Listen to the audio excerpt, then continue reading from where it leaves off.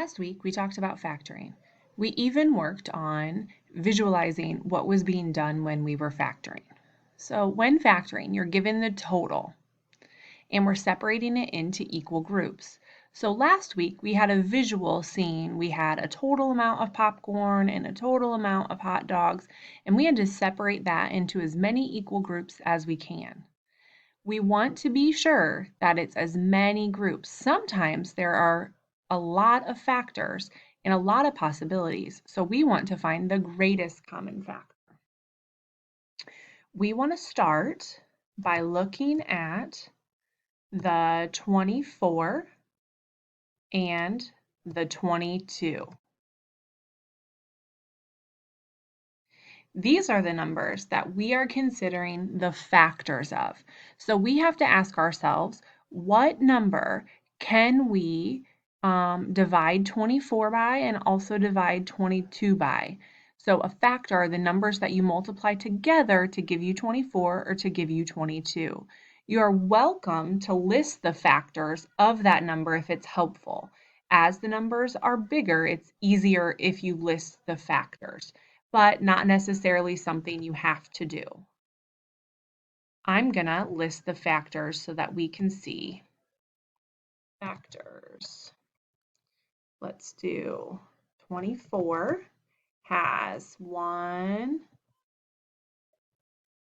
2, 3, 4, 6, 8,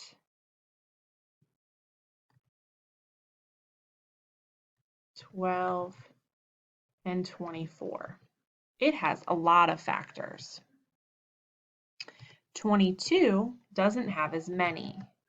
22 has 1, 2, 11, and 22. We want to find the biggest number that appears in both. We can see that 1 appears in both. We can see that 2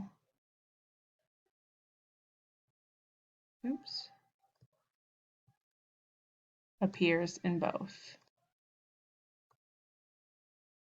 Those are the possibilities. We can make one group or we could separate it into two. Remember, we want to make as many groups as we possibly can.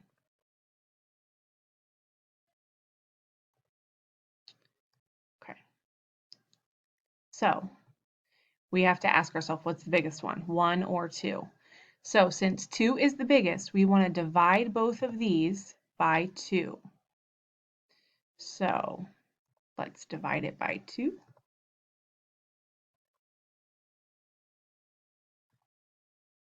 So underneath, I'm going to put in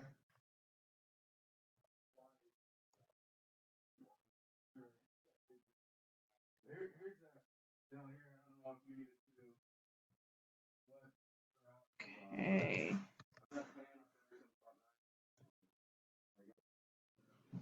Now that we're divided into 2 groups, we can work on our answer. Outside our parentheses, we put a 2 because that's how many groups we're having. We're having 2 groups of, if I have 24 and I divide it by 2, I'm going to have 12. Up here, I have a minus, so I'm going to bring the minus down below. It always stays, whatever operation's being done here, you will always have in the answer. Then we have to do our second part. If I have 22 Ks and I split them into 2 groups, 22 divided by 2 is 11. So I'm going to have 11 Ks in each group. So I started with 24 minus 22K.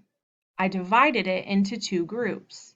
Here's what I got. 2 groups of 12 minus 11K. That's how we factor. Let's look at another one. This one, same idea. We're going to split them apart into as many groups as we can. The issue here is 12 and 18 have a lot of common factors. So I'm going to list them out just so I can see them.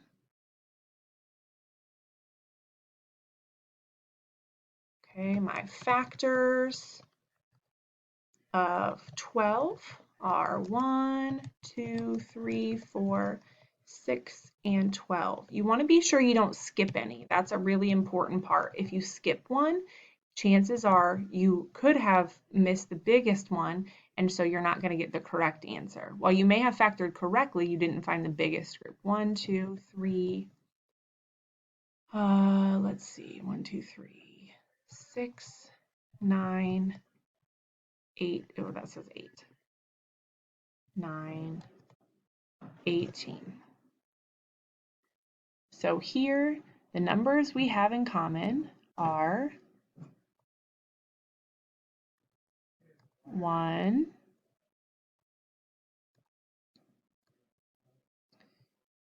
2,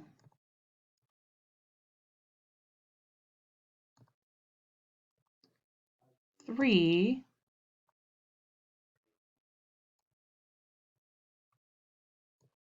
and 6. So I like to list them out because if I didn't, chances are I would have been in a hurry and missed something. That happens to me a lot. So here I can see the biggest number they have in common is 6. So when I go to split them into groups, I have a lot of different options, but the best option for me is to divide it by 6 or in 6 equal groups. So divide by 6.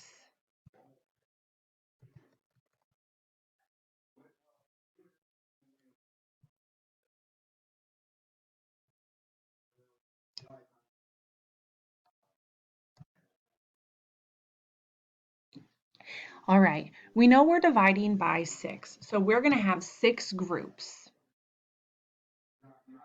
On the inside, I have to decide, well, how are my J's going to be separated? I had 12 J's. If I do 12 divided by 6, there will be 2 J's in every one. Up here, we had a plus sign, so I'm going to include my plus sign. I also have 18, and if I split that into groups, 18 divided by 6 is going to be 3. So my answer here is that I have 6 groups with 2J plus 3 in each group. That's what we're doing today. No visuals. The visuals last week were to help you understand what was being done when we were going through that. So now that you had a little refresher, you're going to be able to go ahead and practice your problems.